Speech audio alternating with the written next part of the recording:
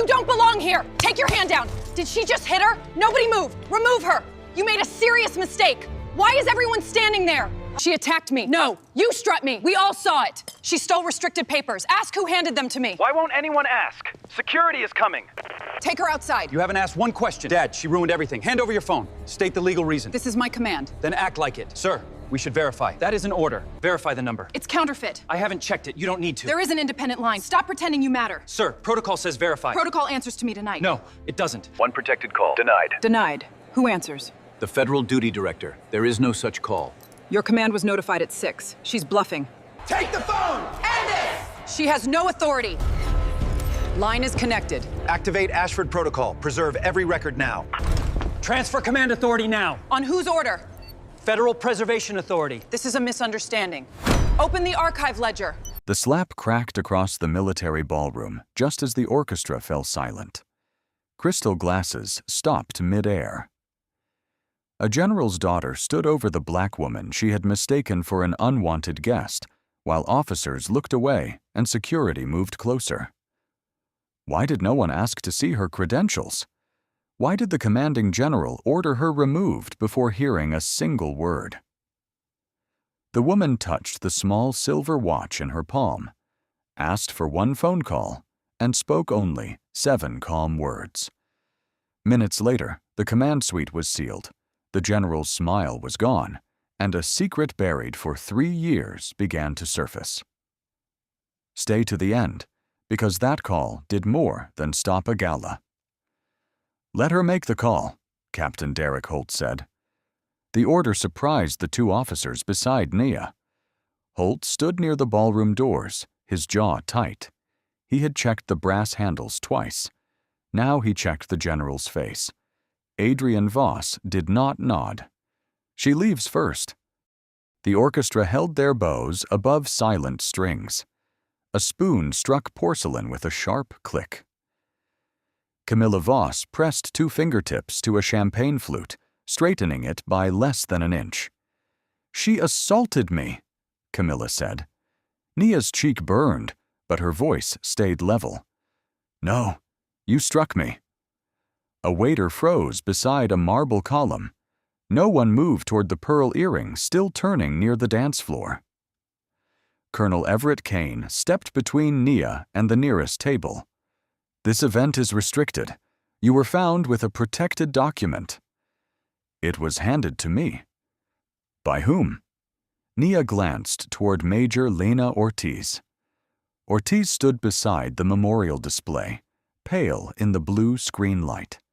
Her hands were clasped so tightly that the paper between them had folded into a white line. I'm asking for counsel, Nia said. You're asking for delay. Kane adjusted his cuff. Remove her phone. Holt did not reach for it. Sir, she gave a federal protocol number. A number anyone could memorize. Nia opened her bag and drew out the silver watch. Its case was cold against her palm, the hinge rough where it had been repaired. The second hand remained fixed at 8:17. General Voss noticed it. His expression shifted, then closed again. Last chance, he said. Give Captain Holt your phone and leave without making this worse. Nia looked toward the memorial screen. Between 2 portraits of fallen service members was a blank black frame. Her husband's name should have been there. You already made it worse, she said. Camilla exhaled sharply. Do you hear how she talks to you? I hear her, Voss replied. Cold air slid across Nia's bare shoulders. Behind the curtain, an ice machine groaned. Holt moved closer and lowered his voice. If I allow one call, who answers? The duty director. Which office? Nia met his eyes. The one your commander was notified about at 6 this morning. Kane turned toward Voss. Camilla's hand left the glass. That is enough, Voss said. Holt still did not move. Nia took out her phone, but before she could unlock it, Kane covered the screen with his palm. The starch in his sleeve scratched her knuckles. You will not contact anyone from this room. Nia released the phone. then log the seizure. Kane gave a thin smile. This is not an evidence scene. Holt's gaze dropped to the pearl earring, then lifted to the silent witnesses. It may become one, he said. The sentence carried across the room. Voss stepped close enough that only Naya, Holt, and Kane could hear him. Captain, you are relieved of discretion. Escort her to conference room C. No outside calls. No recordings. Holt's fingers flexed once. Nia closed the watch and curled it into her palm. As the officers formed around her, she turned toward the ballroom. Ortiz had finally raised her head. On the memorial screen, the empty black frame flickered. For half a second, a file name appeared beneath it before the image went dark. 12 hours earlier, rain ticked against the kitchen window at 7:12 a.m. Jordan Reed sat barefoot at the small table, one sleeve of her gray university hoodie pulled over her hand. The smell of burnt coffee hung above the sink. She wound the hood cord around her finger until the plastic tip turned white. "You said this was a dinner," she said. "It is." "You packed 2 phones." Nia slid a folded invitation into her navy handbag, then turned Jordan's mug so the handle faced her. "One is personal. And the other one ruins weekends." The toaster clicked. Jordan did not reach for it.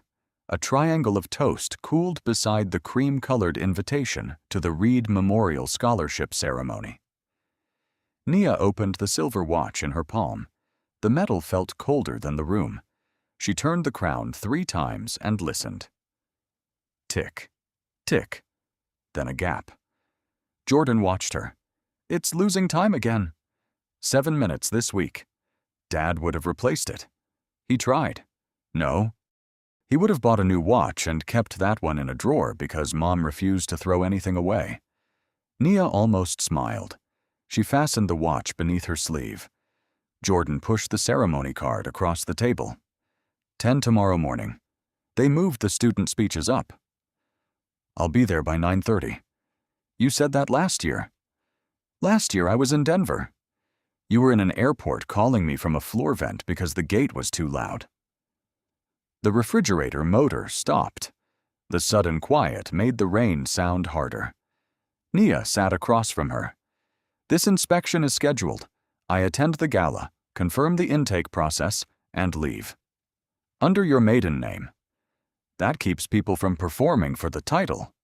Or it gives them room to do what they do when they think no one important is watching." Nia folded the ceremony card once, then flattened it along the same crease. "That is the point." Jordan unwound the cord. A red line circled her finger. "And if you find something about Dad?" "I'm not going there for him." "That wasn't my question." Nia rose and poured water into a clean cup she did not need. Jordan's voice softened. "You promised me the review was closed. I promised I would not chase rumors." "Then what is Fort Ashford?" "A command climate assessment." Fort Ashford is where his last warning disappeared. Steam fogged the lower edge of the window between them. Jordan looked at the untouched toast. "I don't want another ceremony where everyone says his name and you're somewhere proving why he died." For one beat, only the wall clock moved. Nia reached across the table. Jordan did not take her hand, but she stopped twisting the cord. "I will be in the 2nd row before they open the doors," Nia said. "You can save me the aisle seat." "You hate aisle seats." "I'll survive." Jordan pulled the toast apart and placed half on Nia's napkin. "Text me when you leave the base. Not when you think you'll leave." "I will." "And if someone calls you doctor in that careful voice?" "I'll remain very boring." "That has never been true." At 7:46, Nia buttoned her raincoat in the hallway. Jordan stood by the table, chewing without appetite. Nia checked the silver watch. It had already fallen 1 minute behind. At 5:38 p.m., Nia stepped from the rideshare into rain and faced Fort Ashford's glass entrance. Water slid from her black coat. She checked the invitation inside her bag. It bore her maiden name, Nia Carter, in narrow silver letters. A volunteer in white gloves hurried over. "Ma'am, Gala guests enter through the east doors." "I was directed here." The woman glanced at Nia's navy dress, then at the service corridor. "Catering uses this entrance. I'm not with catering." Camilla Voss appeared beneath the canopy. Her gold dress caught the headlights as she looked Nia over. "Vendor check-in is around the building," Camilla said. Nia held out the invitation. "I'm a guest." Camilla took it between two fingers. Rain had darkened one corner, leaving a gray mark across the volunteer's white glove. "This name isn't familiar." "It's still mine. Our list is tightly controlled." "Then checking it should be easy." The volunteer lowered her gaze to a tablet. Wind pushed rain against Nia's ankles. Through the glass, a violin climbed above the lobby murmur and stopped sharply. "Carter," the volunteer said. "Memorial Foundation guest." Camilla leaned toward the screen. "No rank. No sponsor noted. Does that cancel the invitation?" "No, it explains it." Nia let the remark pass. A female officer crossed the lobby and stopped beside them. Major Lena Ortiz, 36, wore her dark hair at her jaw and held a clipboard against her chest. Her eyes found Nia's face, moved to the invitation, then returned. "Ms. Carter," Ortiz said carefully, "welcome to Fort Ashford." Camilla turned. "You know her?" "I know the guest list." Ortiz's thumb rubbed twice over one signature. Camilla handed the invitation back. "Then explain why she used the wrong entrance." "The west gate was closed," Nia said, "for security." "With no reroute posted." Camilla's jaw tightened. "Captain Holt manages gates. I manage this evening." Ortiz opened the door. Warm air carrying wax, perfume, and coffee rolled over them. "She's cleared." Camilla held her ground, then stepped aside. Inside, Nia removed her coat and smoothed the wet invitation against the registration table.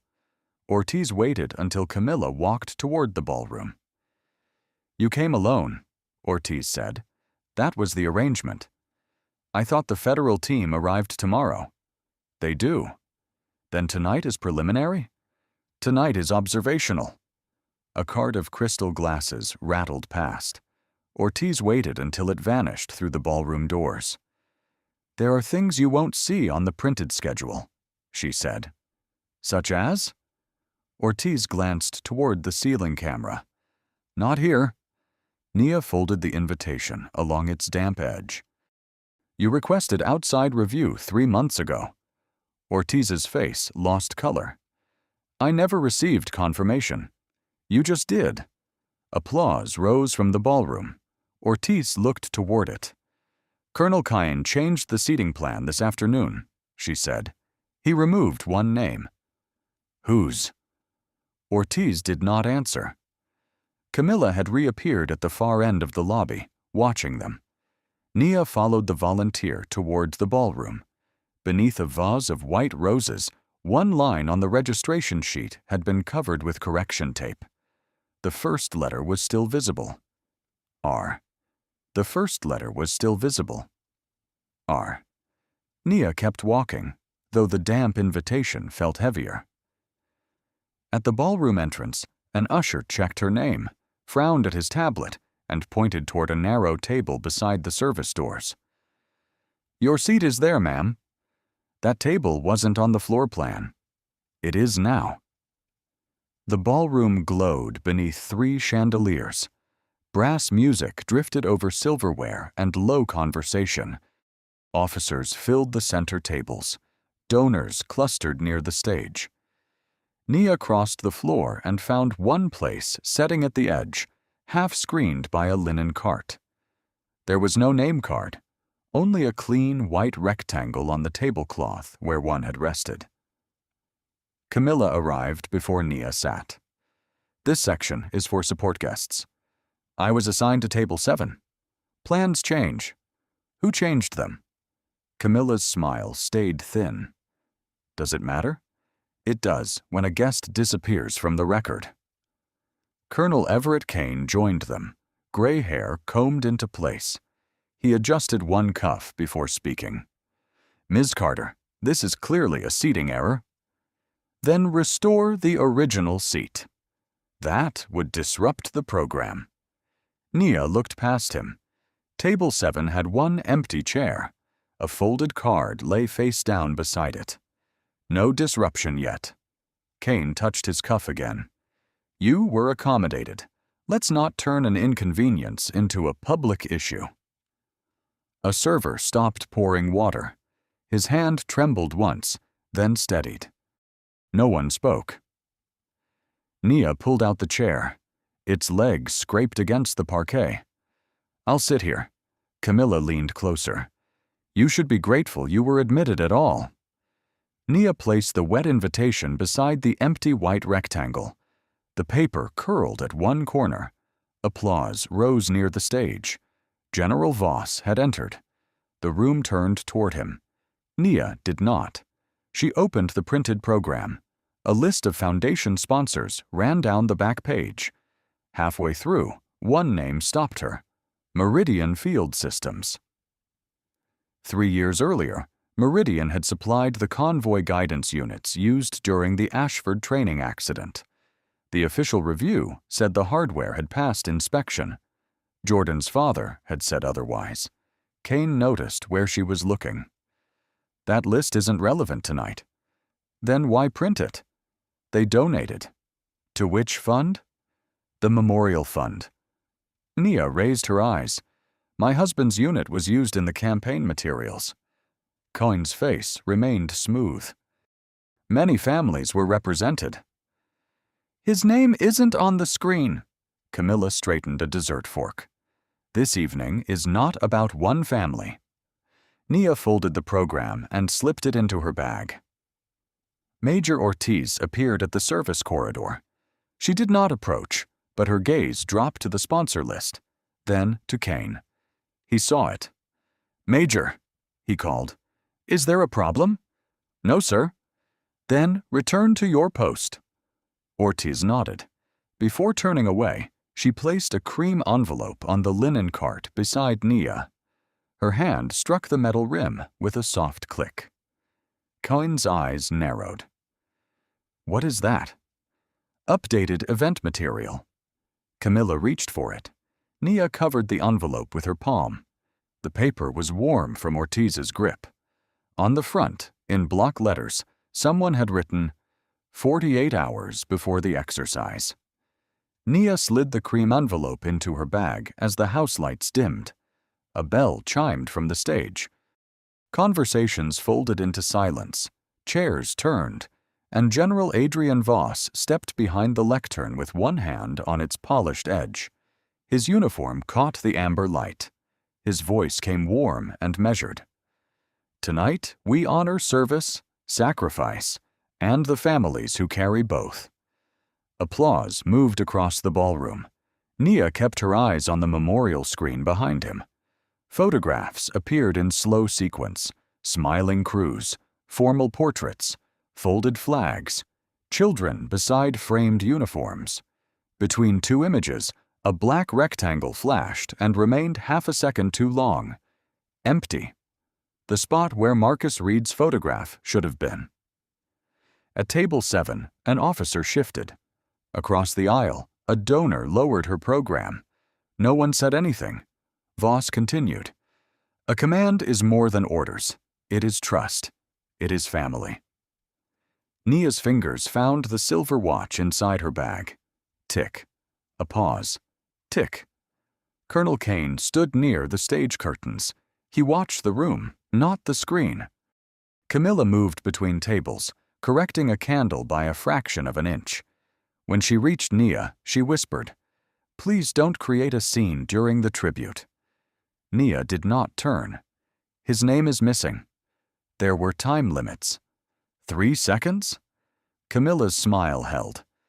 This evening is about unity. Then why erase one of the dead? The orchestra began a low arrangement beneath the speech. Camilla stepped away before anyone nearby could hear more. On stage, Voss raised a glass. To those we lost, and to those who keep faith with them. Nia did not lift hers. Major Ortiz entered through the service corridor carrying revised programs. She stopped beside the linen cart, tore one sheet from the middle, and folded it twice. Kyne noticed. "Major," he said quietly. Ortiz kept moving. She reached Nia's table and placed a fresh program over the damp invitation. Beneath it, her fingers left the folded page. "Your schedule was outdated," Ortiz said. Nia touched the paper, but did not open it. "What changed?" 48 hours. Kane was already crossing the floor. Ortiz straightened. "Excuse me." "Stay," Nia said. Kane arrived with a pleasant expression that never reached his eyes. "Is there an issue?" "None, sir," Ortiz replied. "What did you give her?" "Program corrections." "Then she won't mind if I see them." Nia rested her palm over the fold. "I mind." A spoon clicked against a plate nearby. Kane adjusted his cuff. "Ms. Carter, restricted material does not become yours because someone passes it under a table. You just called it restricted." Ortiz's breath caught. Kyne's mouth tightened. Poor choice of words. Was it? Voss's speech ended to a standing ovation. As guests rose, the memorial screen changed again. The empty black frame returned. This time, text flickered beneath it. M. Reed. Safety warning received 8:17 p.m. Then the screen went dark. Kyne looked toward the control booth. Ortiz whispered, "They were supposed to delete that." Nia unfolded the page. At the bottom, beneath a maintenance warning stamped "Not Actionable," was Marcus Reed's signature. The silver watch in her bag stopped ticking. The watch stopped between 2 notes of applause. Nia studied Marcus's signature while the ballroom settled around her. A routing code had been added in blue ink. Camilla reached the table first. "Give me that." Nia folded the page. "No. You were handed internal material. It concerns my husband. It belongs to the command. Then explain why it was hidden." Colonel Kane arrived behind her. Chairs scraped, but the nearest tables remained turned toward them. Camilla extended her hand. "You came here under a false identity." "I used my legal name." "You used the name no one would recognize." "That is not the same thing." Kyne lowered his voice. "Put the document down and unlock your phone." Nia slipped the page into her bag. "Call the Independent Duty Council." "This is a gala, not a hearing." "Then stop treating it like a detention." A waiter froze. 2 glasses touched with a thin ring. Camilla glanced at the witnesses. "She stole classified records." Ortiz stepped forward. "It isn't classified." Kyne turned. "Major, return to your station." The warning was declassified with the accident summary. "You are not part of this conversation." "I gave it to her." Camilla's face changed. "Why?" Ortiz looked at the dark memorial screen. "Because it should have been in the file." Kane signaled security. Captain Derek Holt crossed from the doors. "Ma'am, I need your phone." "You may secure it after you log the reason." "Suspected removal of protected material," Kane said. Nia held Holt's gaze. "I am requesting independent counsel and preservation of all recordings." Camilla laughed once. "You don't issue demands here." Nia removed her phone but kept it locked. Protocol Ashford 7. Civilian credential dispute involving command personnel. Holt's expression tightened. Kyne said, "That number means nothing." It means you contact the federal duty director before touching this device. Camilla moved closer. Her perfume cut through candle wax and coffee. You walk into my father's event, accuse this command, and hide behind a number? I asked for one call. You were invited to honor families. My family was removed from the screen. That was an editing decision. So was the missing warning. The music faltered. A violinist lowered her bow. Camilla gripped the table edge. You think being quiet makes you powerful. No, Nia said. It gives other people room to reveal themselves. For 1 second, nothing moved.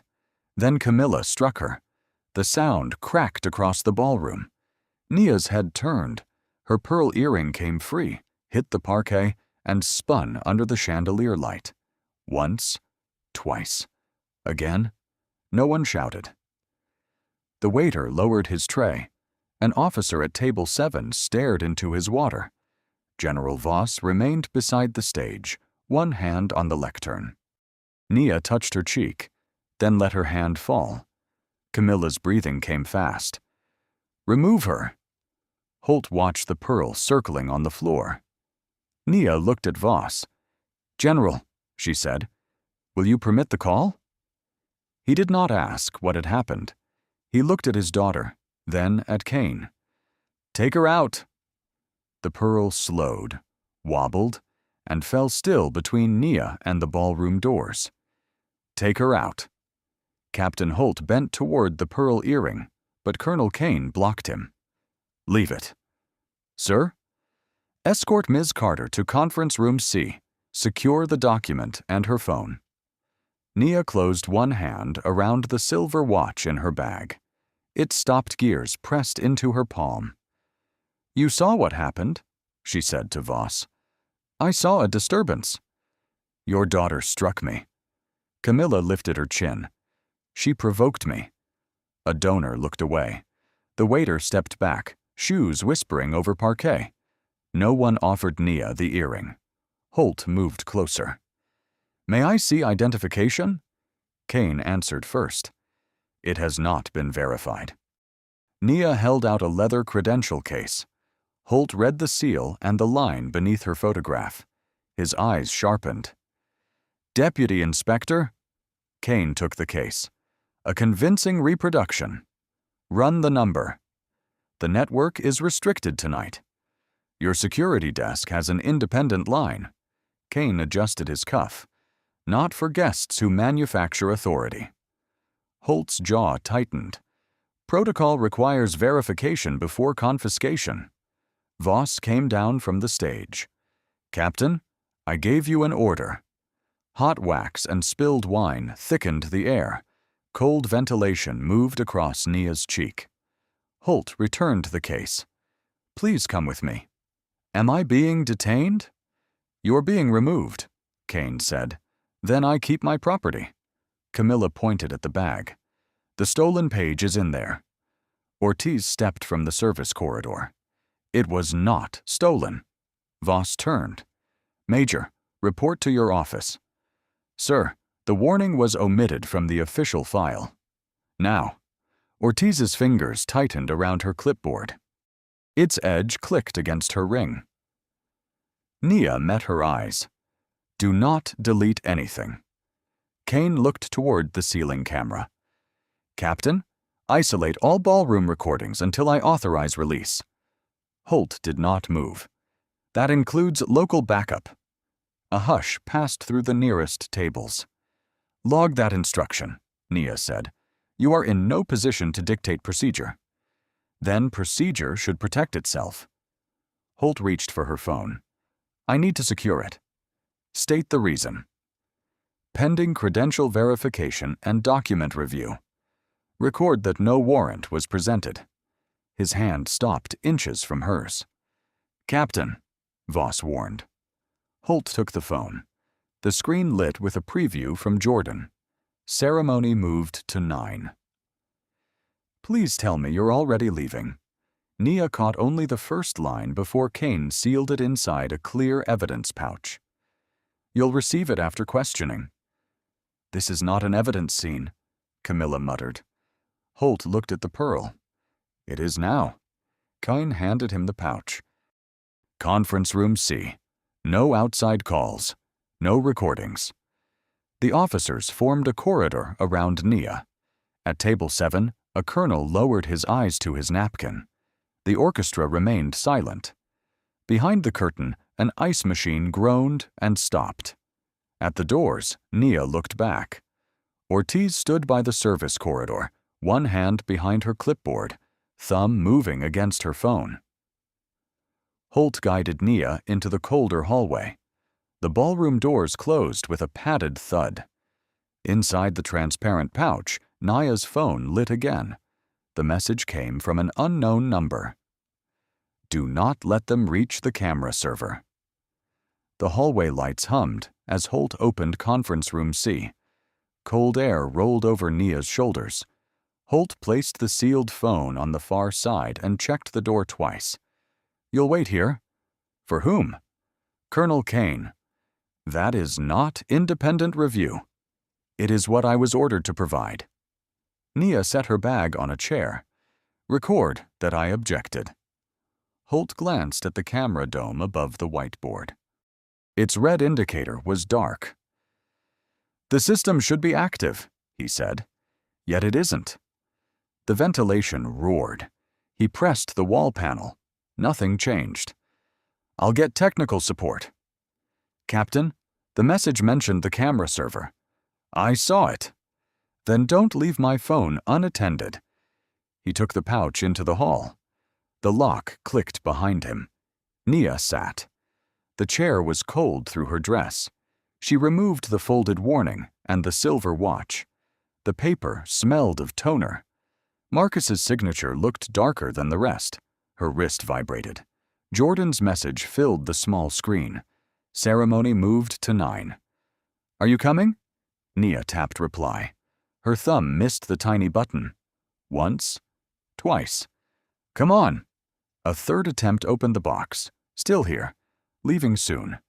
She stared at the words, then erased them. Another message arrived.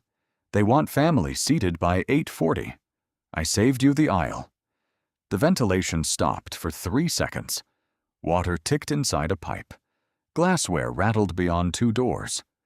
Jordan had asked for one morning. 1 seat. 1 promise.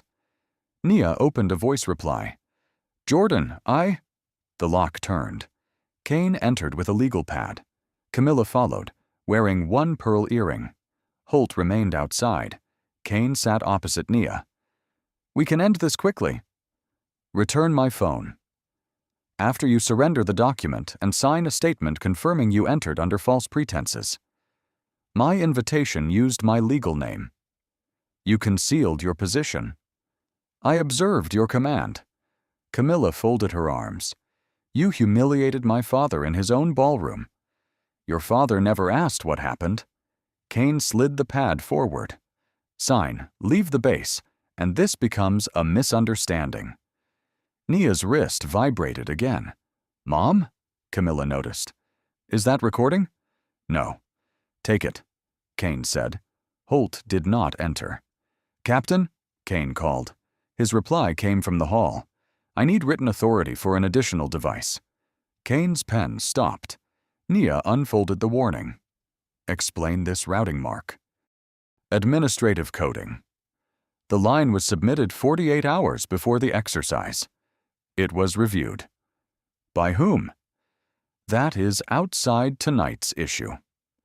Nia lifted the silver watch. Its second hand rested at 8:17. Marcus's signature sat above the same timestamp, 8:17 p.m. She placed the watch beside the page. Camilla leaned forward. What does that prove? Nia rubbed a dent in the case, made when Marcus repaired a drawer the week before he died.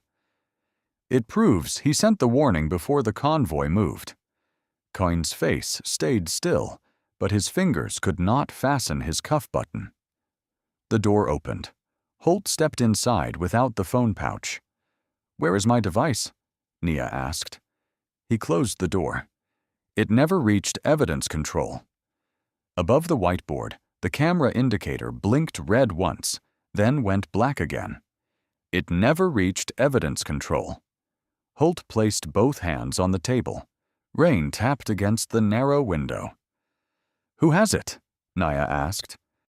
Colonel Kane's aide signed the transfer log. Then the entry vanished. Kane pushed back his chair. "Captain, you are relieved. Not until I document the chain. You were given an order. And I logged it." Holt removed a notebook from his pocket. Blue lines filled 2 pages. Camilla stared at him.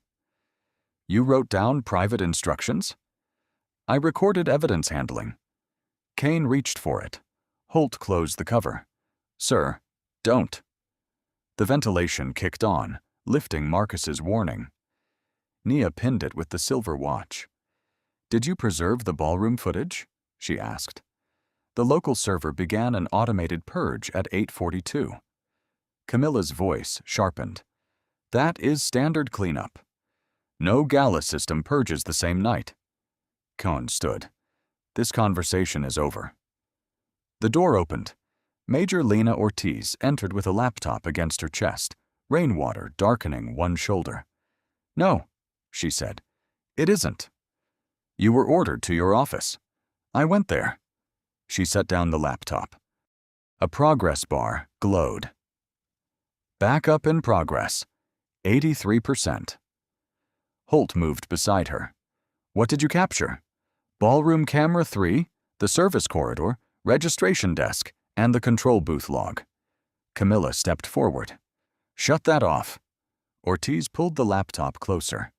The purge command came from Colonel Kane's credentials. "That proves nothing. Staff use my account." "Not with your physical token." The number climbed to 88. The room felt smaller than the table between them. Nia turned to Holt. "Can you restore my phone?" "I found the pouch in the command anteroom. The seal was cut." "Was it searched?" "Yes." "Was anything deleted?" "I don't know." Kane pointed at the door. "Escort Major Ortiz out and confiscate that computer." Holt did not move. "You are risking your career for a guest with a forged title." Nia opened her credential case and slid it across the table. "Call the independent duty line. Read the serial number. Do not use the command network." Holt picked it up. Camilla blocked the wall phone. "My father already ruled on this." "Your father is part of the complaint," Nia said. Ortiz watched the screen. 94. Holt used the secure handset on his belt. The first attempt failed. On the second, a low female voice answered. "Federal Oversight Duty Desk. State your name and time." "Captain Derek Holt, Fort Ashford, 9:06 p.m. "Credential number?" He read it. Cohen's fingers fumbled at his cuff. Camilla's shoulders went rigid. The woman repeated the time. "That credential is valid. Do not surrender the subject or any recording to local command." Holt looked at Nia. The progress bar reached 100%. A green indicator appeared. Ortiz exhaled. "Return the device to Deputy Inspector Reed," the duty director said. "She may activate preservation protocol." Holt crossed the room and placed the cut evidence pouch before Nia. Her phone screen was dark. She pressed the side button. 1 missed call from Jordan. 3 deleted notifications. Beneath them waited a new message. "The archive room is being cleared now." Nia opened the secure line before Kane reached the door. "Deputy Inspector Reed to duty control. Activate Ashford protocol. Preserve every record now." Evelyn Grant's low voice answered. "Time received, 9:09 p.m. Confirm command subject. Lieutenant General Adrian Voss. Include Colonel Kane, Gala systems, maintenance archives, finance records, and every device touched tonight." Kane's face hardened. "You cannot seize a command." Grant heard him. "Deputy Inspector Reed can. Captain Holt, lock the room. Major Ortiz, disconnect the backup from local networks." Holt turned the deadbolt. Ortiz pulled the cable from her laptop. The green completion bar stayed lit. Camilla stepped toward Nia. You planned this. I prepared for interference. You came to destroy my father. Nia set the cut evidence pouch beside Marcus's watch. I came to learn who buried a warning. Footsteps struck the corridor. Kine grabbed his phone, but its screen changed before he could dial. Command access suspended. What did you do? Nothing to your files, Nia said. That is the point. At 9:12, the ballroom doors opened. Special Investigator Thomas Blake entered with a worn leather case, followed by civilian evidence officers in gray coats. Their wet shoes marked the polished floor. Blake raised a document. All command archives are under preservation order. No device leaves this building. General Voss stepped from the stage. Speak to me privately. This order is not private, Blake said. Voss saw Nia as Holt escorted them from Conference Room C. Who are you? Nia stopped beside the pearl earring on the parquet.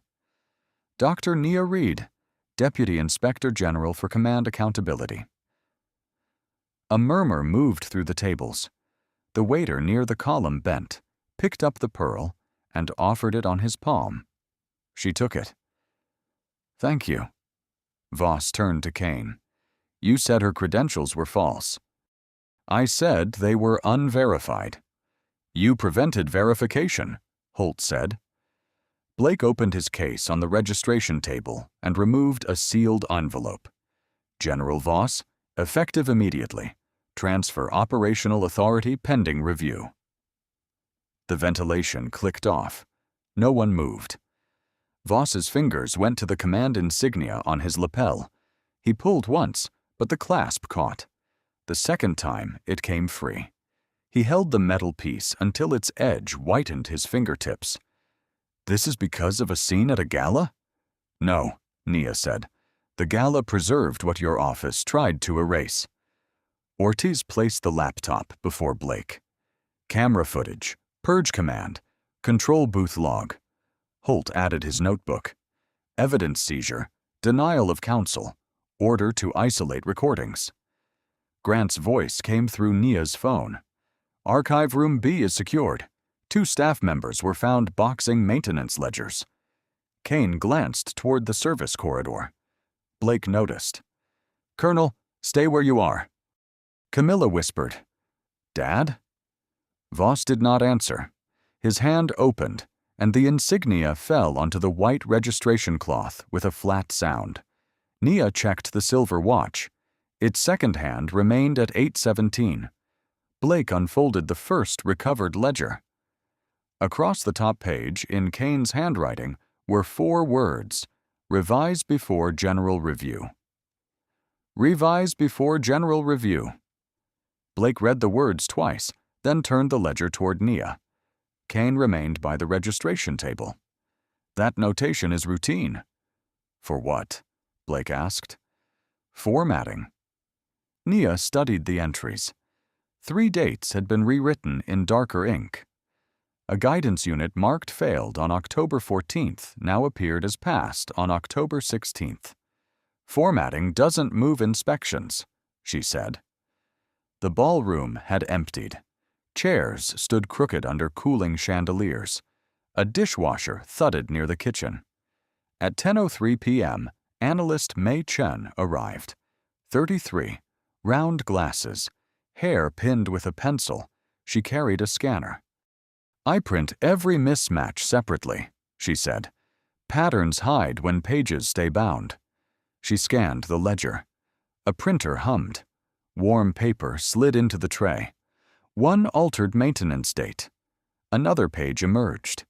2 payment approvals signed before the repair invoice existed. A third. Meridian Field Systems received an emergency waiver 6 hours after the exercise. Voss stood across the room without his insignia. Those approvals went through staff.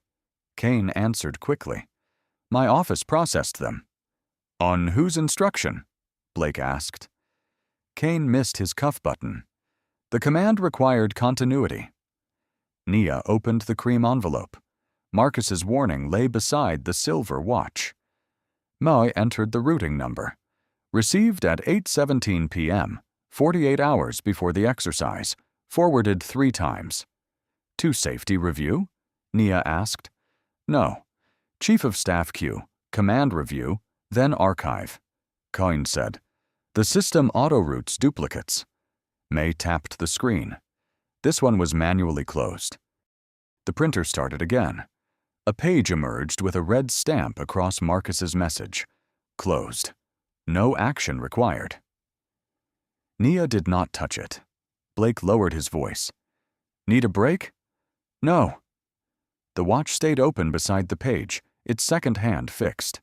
May scrolled farther. There's an attached voice file. Kane stepped forward. Holt moved between him and the table. Stay back, sir. That may contain protected data. Then preservation matters more, Holt said. May listened, then removed the headphones. What is it? Nia asked. Your husband identifying the defect. He asks for the convoy to be held. Play it. Blake glanced at her. You don't have to. Play it. The speaker crackled. Wind rushed across the recording, followed by Marcus's tired voice. Guidance units are drifting under load. Do not launch the column. Repeat. Hold movement until manual inspection. A click. Then another voice, faint and clipped. Command wants the schedule kept. The file ended. Voss looked at Kane. Kine looked down. Nia folded her hands to stop them shaking. May checked the metadata. The response came from the command suite terminal. User? Blake asked. Colonel Kane's credentials. Shared terminal, Kane said. Physical token required. Ortiz replied from the doorway. May printed the access record. Nia picked up the red-stamped page. The toner was still warm. She ran one thumb over Marcus's name, then placed the silver watch above 8:17. Blake opened another recovered box. Inside were complaint files, each stamped closed in the same red. The top folder carried Lena Ortiz's name. At 8:30 the next morning, the hearing room smelled of wet wool and burnt coffee. Judge Elaine Porter, 61, silver-haired, and exact in every movement, removed her glasses before the first question. A clock behind her clicked too loudly. General Voss, did you order Dr. Reed removed before her credentials were verified? Voss folded his hands. I responded to a disruption involving my daughter. That was not my question. Nia sat beside Jordan. Her daughter's hoodie cord was wrapped around one finger. Between them lay Marcus's warning and the silver watch fixed at 8:17. I relied on my staff, Voss said. Porter turned to Kane. Your staff relied on altered records. That conclusion is premature. Captain Holt placed his notebook beneath the document camera. At 8:54 p.m., Colonel Kane ordered the ballroom recordings isolated. At 8:57, he ordered local backups removed. At 9:01, he directed me to deny outside contact. Did you understand those instructions to include deletion? I understood them to place evidence under the control of people named in the complaint. Coyne leaned forward. Captain, you are editorializing. Holt kept his eyes on Porter. I am answering.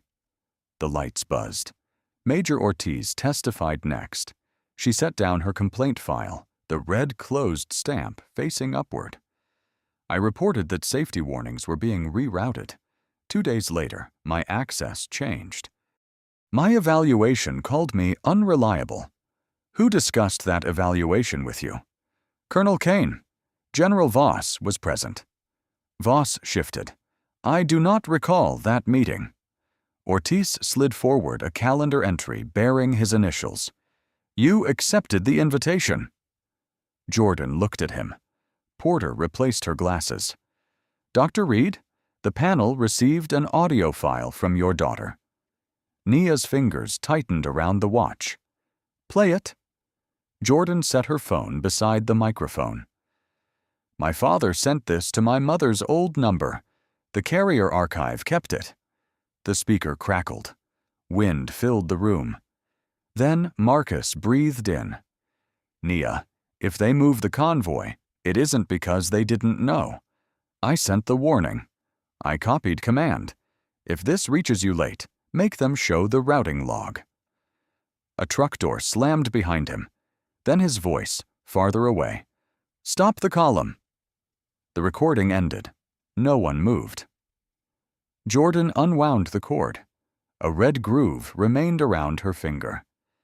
Voss stared at the tabletop. Camilla, seated behind him without her Gala badge, pressed both palms against her knees. Porter removed her glasses. General, did you receive Marcus Reed's warning? The wall clock clicked 7 times before he answered. I received a summary. Before the exercise? Yes. Did it recommend delay? Kane whispered. Sir. Porter raised one hand. Do not assist the witness. Voss's shoulders lowered. Yes. The admission crossed the room without a sound. Nia closed the silver watch and placed it face down beside Marcus's message. Jordan leaned toward her. He knew. Nia did not answer. Porter looked to the evidence clerk. Admit the recording. Preserve every version of the command briefing. The clerk reached for the file. Before he could stamp it, Camilla stood. There's another copy, she said. My father kept it at home. Camilla remained standing while every chair around her stayed still. Judge Porter lowered her glasses. What copy? My father kept the original briefing packet at home, in the study safe. Voss turned toward her. Sit down. She did not. It includes the warning, the contractor memo, and Colonel Kane's note about keeping the schedule, she said. I saw it after the accident. Kane's face tightened. You're confused. I read your handwriting. Rain tapped the high windows.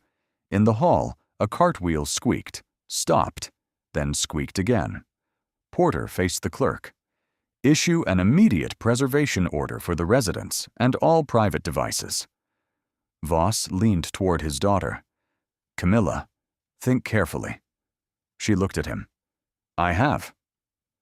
The hearing recessed at 10:14 a.m. In the corridor, officers stood beneath fluorescent light. Some watched Nia pass. Others studied the floor. Jordan carried the silver watch in both hands. You okay? She asked. Nia buttoned her coat slowly. No. Jordan nodded, as if that answer mattered more than reassurance. Across the hall, Camilla removed the Gala chair badge from her bag. The blue ribbon was wrinkled. She set it face down beside untouched coffee. I should have stopped when she asked for counsel, Camilla said. Nia did not move closer. You should have stopped before you raised your hand. Camilla's fingers curled against the tabletop. I know. That does not repair it. No. For once, she left the empty space between them alone. By noon, investigators recovered the packet. The original warning carried Voss's initials, Kane's routing note, and a handwritten instruction. Proceed. No delay. A financial appendix linked the decision to a performance payment due if the exercise launched on schedule. Porter reconvened the panel. Lieutenant General Voss, she said, effective immediately, you are permanently removed from command pending final administrative disposition. The document alteration findings will be referred separately. Voss sat rigid. After 34 years, this is how the institution repays service? Porter's voice did not rise. This concerns what you did with authority, not how long you held it. She turned to Kane. Colonel, you are relieved of duty. Your access is revoked. Kane adjusted his cuff, but the button slipped twice. I followed command intent. You changed dates. I protected continuity. You protected a decision. The clerk collected his credentials. Camilla was called next. She accepted responsibility for striking Nia, altering the seating list, and helping remove Marcus's image from the memorial presentation. Her voice thinned only once. I thought protecting him meant protecting the base. Nia looked at the badge lying face down beside her statement. Afterward, Porter invited ballroom witnesses to submit declarations. The waiter did. So did the violinist, Holt, Ortiz, and 2 junior officers. 6 senior guests declined. Their empty signature lines remained visible on the final page. Outside, the rain had stopped. Water dripped from the awning in measured beats. Jordan handed Nia the watch. What happens now? Nia closed her fingers around it. Now we make sure the next warning cannot be buried by one office. At 6:43 weeks later, mist lay across Fort Ashford's training field. Captain Eric Walsh, 28 and freckled, stood beside a control console with a green folder under one arm. Questions filled its flap. Nia faced commanders, lawyers, and civilian observers. No memorial wing, she said. No bronze plaque. A colonel shifted. Naming the logistics center for Major Reed would honor him. It would honor him once. A safeguard honors him every day. Judge Porter laid 4 pages on the console. Independent video storage, direct complaint access, witness protection outside the rating chain, civilian credential verification beyond local command. And the training stop rule? Someone asked. Nia turned to Walsh. He opened his folder. Any officer who documents a safety risk may pause movement for review. No retaliation, no career penalty, no approval from the office being challenged. Too broad, the colonel said. Walsh wrote that inside the flap. That is what the old rule sounded like before it failed. By noon, Holt was demonstrating the evidence room to Ortiz and auditors. Every camera feed copied automatically to a remote archive. Test deletion, Nia said. Holt entered a command. A red banner appeared. Action denied. External authorization required. Ortiz exhaled. It would have saved the Gala footage even if you had followed Kine's order. Holt watched the screen. I should not have needed courage to preserve a record. No, Nia said. You should have needed a password. Upstairs, Ortiz opened the direct report portal. Her old complaint appeared beside 7 new submissions. They were waiting, she said. They were measuring the cost. Ortiz touched the red closed stamp, then placed the file in a box marked Retained for Training. Keep this visible. At 3:15 p.m., transport vehicles idled in 2 lines, engines trembling through wet ground. Independent observers stood behind a yellow barrier. Walsh checked a sensor report. 1 guidance unit showed intermittent drift. The supervising colonel glanced at the clock. We are 12 minutes behind. Walsh's thumb hovered over the red stop button. Run diagnostics after movement, the colonel said. Mist beaded on Walsh's lashes. He opened the folder and saw his own question. Who owns the delay? Captain, the colonel said, softer now. Proceed. Walsh closed the folder and pressed the button. A horn sounded once. Engines fell to idle. The field became still. He did not look behind him. Training paused. Unit 3 requires manual inspection. For several seconds, only cooling metal clicked. The civilian safety officer crossed the barrier. Pause accepted. No adverse notation. The colonel folded his arms but said nothing. Nia stood beside Jordan at the rail. Jordan held Marcus's repaired watch, unopened in its box. That was it? Jordan asked. That was the part he never got. A button? a right no one could take away after he used it. Walsh recorded the time inside his folder. Ortiz watched until the faulty unit was removed. At 3:31, movement resumed. The report carried no erased warning, altered date, or approval added afterward. Beneath read protocol activated, Walsh wrote, "Delay accepted. Lives not negotiable." At 9:02 a.m., 6 months later, the repaired watch began ticking before the first scholarship name was read. Nia stood beside Jordan near the memorial wall, spring light crossing the stone. The air smelled of cut grass and fresh paint. Jordan held the watch between both palms, then placed it in her mother's hand. "It doesn't lose time anymore," she said. Nia opened the case. The second hand moved past 8:17 without hesitation. Behind them, folding chairs creaked as families settled. Holt, now director of the Independent Evidence Office, checked the recording light above the stage. It stayed green. Ortiz approached in dress uniform, her adverse evaluation removed. 712 warnings reviewed on time, she said. No closed files without outside sign-off. Jordan raised an eyebrow. "You memorized that?" "I memorized the first one, too." Across the aisle, Captain Walsh helped a widow find her seat. Read protocol was worn across his folder. He had used it 4 times since the training field. Each pause had been reviewed. None had been punished. The ceremony began without music. Judge Porter read the findings. Voss had been permanently removed from command and barred from supervisory service. Kane had lost his position and faced a separate proceeding over altered records. Camilla had resigned from the Foundation and entered an accountability agreement after admitting the assault and the removal of Marcus's image. No one applauded.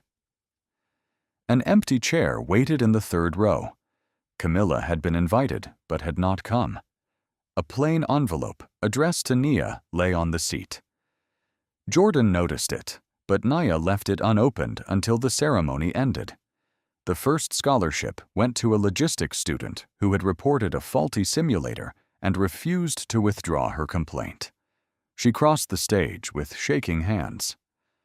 "This award honors Major Marcus Reed," Porter said, "because his warning is now part of every safety briefing on this base." Jordan reached for Nia's fingers. Marcus's photograph appeared on the wall behind the stage.